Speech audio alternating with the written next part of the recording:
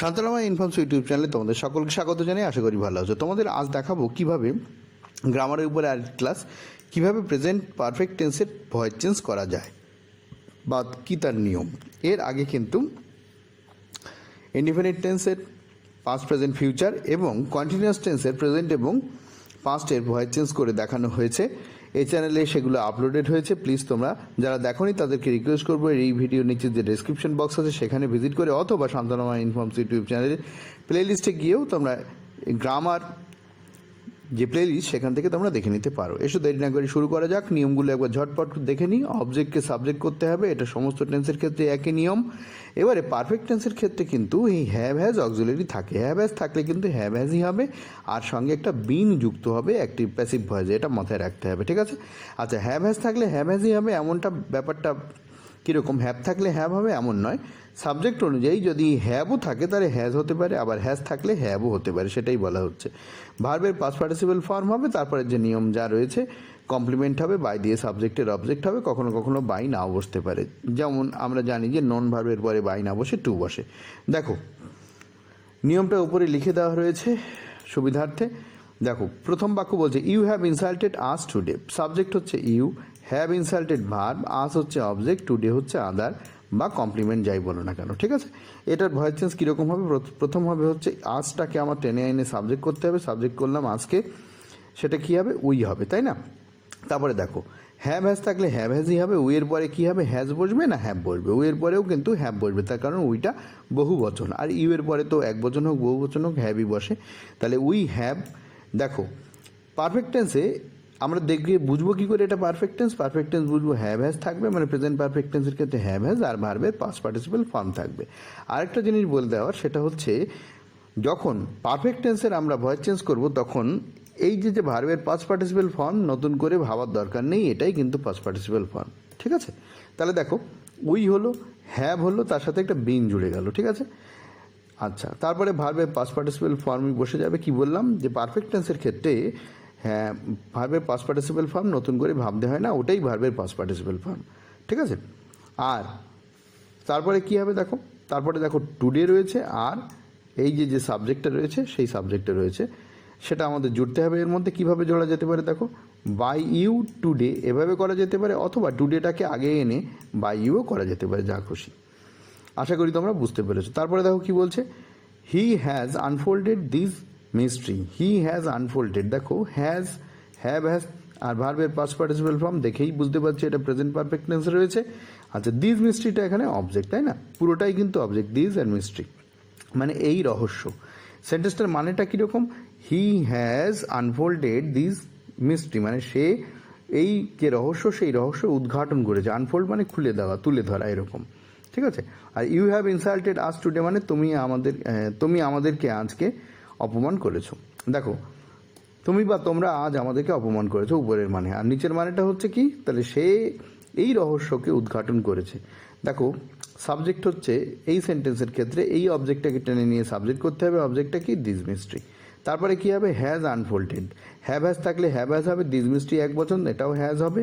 আর নিয়মের জন্য বিন আসবে, নিয়মের বিন, ভার্বের পাস্ট পার্টিসিপল ফর্ম এটা যা আছে সেটাই হবে, কারণ এটা পারফেক্ট টেন্স। পারফেক্ট টেন্সে অ্যাক্টিভ ভয়েস প্যাসিভ ভয়েস সব ক্ষেত্রেই ভার্বের পাস্ট পার্টিসিপল ফর্মই থাকে। তারপরে দেখো হি রয়েছে, বাই দিয়ে হিম হবে, হির অবজেক্ট হচ্ছে হিম। আশা করি বুঝতে পেরেছো। পরের বাক্য তোমাদের জন্য, the parrot has learned. Parrot মানে টিয়া পাখি, হ্যাজ লার্নড মানে শিখেছে এ লট অফ নিউ ওয়ার্ডস, এই টোটালটাই হচ্ছে object. A lot of new words মানে অনেক নতুন শব্দ। তাহলে ভিডিও পজ করে ট্রাই করো, আশা করি করেছো। দেখো এ লট অফ নিউ ওয়ার্ডস এটা হচ্ছে এখানে অবজেক্ট। এই অবজেক্টটা সিঙ্গুলারে না প্লুরালে আছে?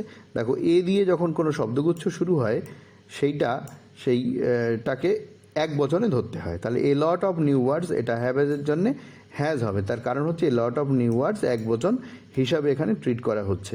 তাহলে হ্যাজ বিন লার্নড, বিন একটা বসবে নিয়মের জন্য, পারফেক্ট টেন্সের জন্য বসে বিন, তাহলে হ্যাজ বিন লার্নড হলো, লার্নডের পাস্ট পার্টিসিপল ফর্ম লার্নটি হলো। ঠিক আছে? পারফেক্ট টেন্সে অ্যাক্টিভ প্যাসিভ ভয়েসে দুই ভয়েসেই তোমার ভার্বের পাস্ট পার্টিসিপল ফর্ম থাকে, এটা নতুন করে পাস্ট পার্টিসিপল খোঁজার দরকার হয় না। এ পর্যন্ত হয়ে গেল। তারপরে কী হবে? বাই দ্য প্যারট হবে। ঠিক আছে?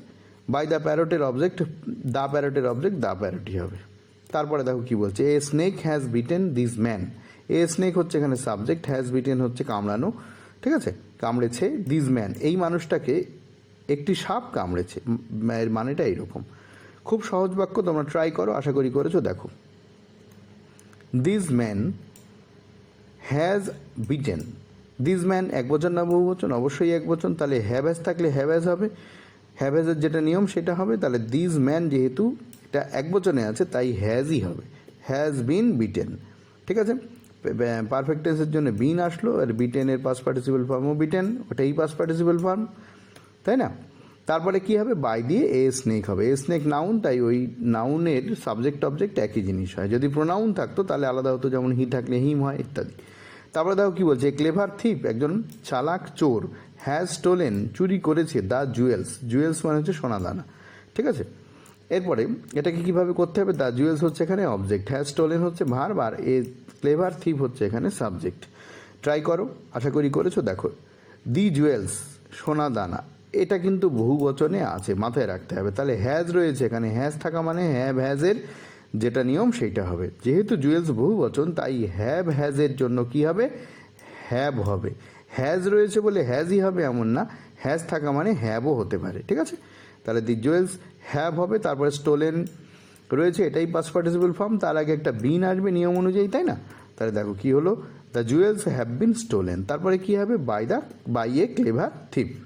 পরের বাক্য, the teacher has struck his name off the roll. The teacher হচ্ছে শিক্ষক মহাশয়, has struck his name off, এইটুকুর মানে হচ্ছে তার নাম কেটে দিয়েছে। কোত্থেকে কেটে দিয়েছে, রোল থেকে। তাহলে রোলে তার নামের যে লিস্ট রয়েছে, মানে সকলের নামের যে লিস্ট রয়েছে তার থেকে তার নাম কেটে দিয়েছে, ঠিক আছে।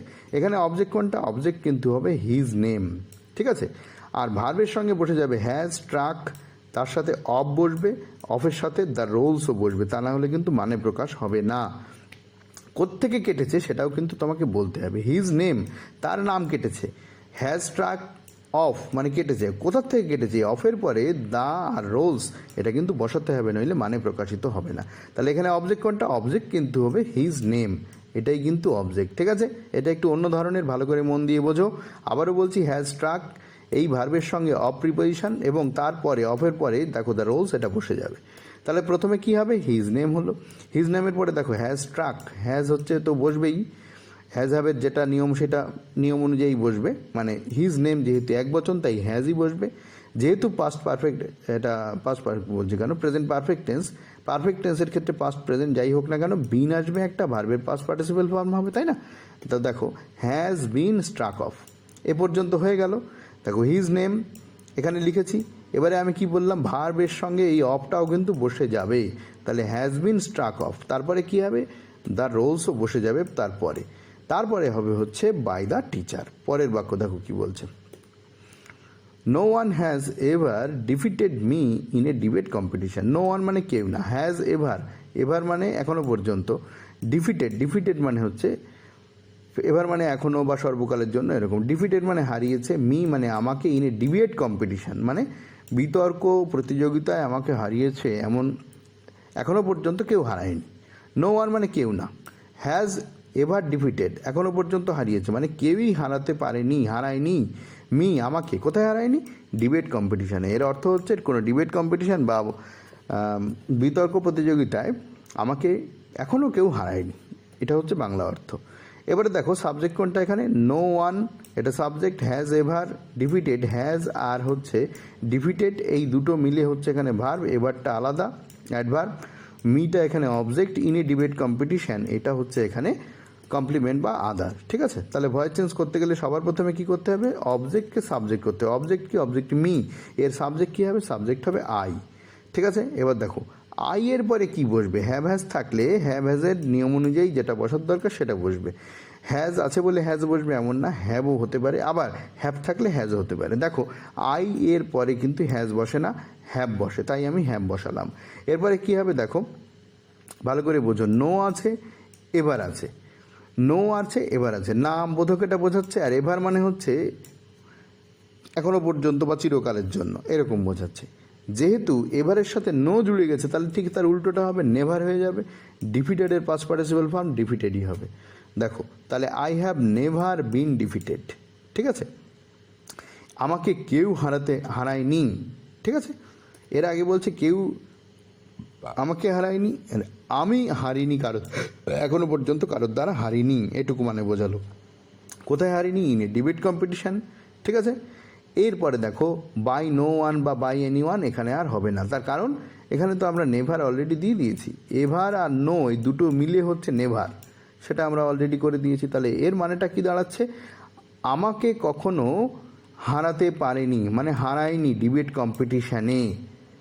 হারায়নি মানে কেউ হারায়নি। বাই নো ওয়ান এটা বা বাই এনি ওয়ান এখানে দাঁত দেওয়ার দরকার নেই।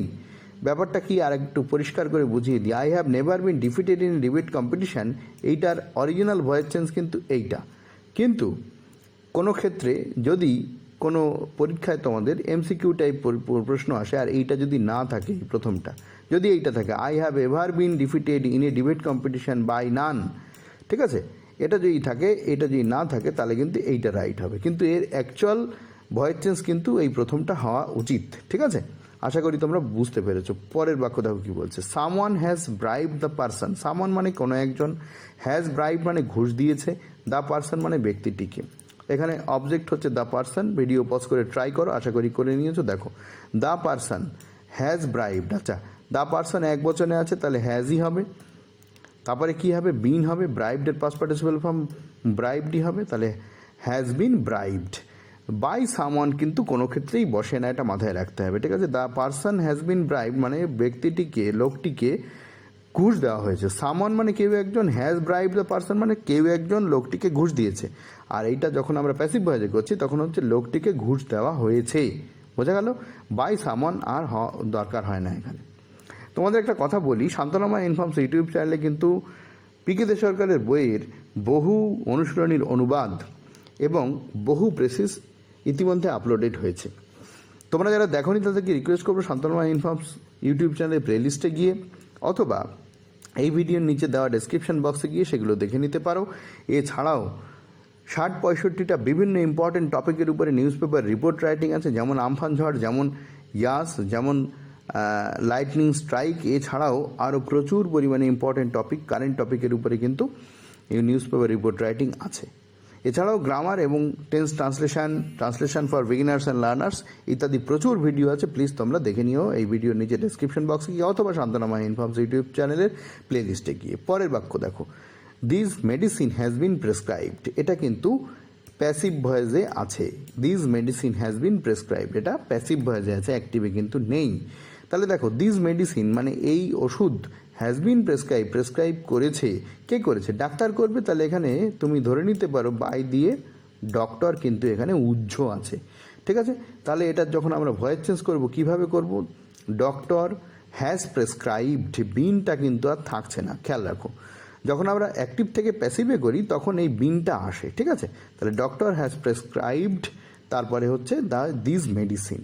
বাই ডক্টর ছিল, বাইটাকে তুলে দিয়ে, বাই ডক্টর উজ্জ্ব ছিল, বাইটাকে তুলে দিলাম, তুলে দিয়ে কি করলাম? ডক্টর এখানে লিখলাম, সাবজেক্ট বানালাম, তারপরে হ্যাজ প্রেসক্রাইবড করলাম, তারপরে দিস মেডিসিন এখানে সাবজেক্ট আছে, ওটাকেই এখানে আমরা অবজেক্ট হিসাবে লিখে দিলাম। ঠিক আছে, আশা করি তোমরা বুঝতে পেরেছো। তো ভিডিওটা এখানেই শেষ করব। কেমন লাগলো তোমরা জানিও। যারা চ্যানেল সাবস্ক্রাইব করনি তারা চ্যানেলটাকে সাবস্ক্রাইব করে নিও, সঙ্গে বেল আইকনটা প্রেস করে নিও। যারা চ্যানেল সাবস্ক্রাইব করে সঙ্গে আছো তাদেরকে অসংখ্য ধন্যবাদ। অবশ্যই কমেন্ট করে জানিও আরও কি প্রয়োজন, চেষ্টা করব প্রোভাইড করার।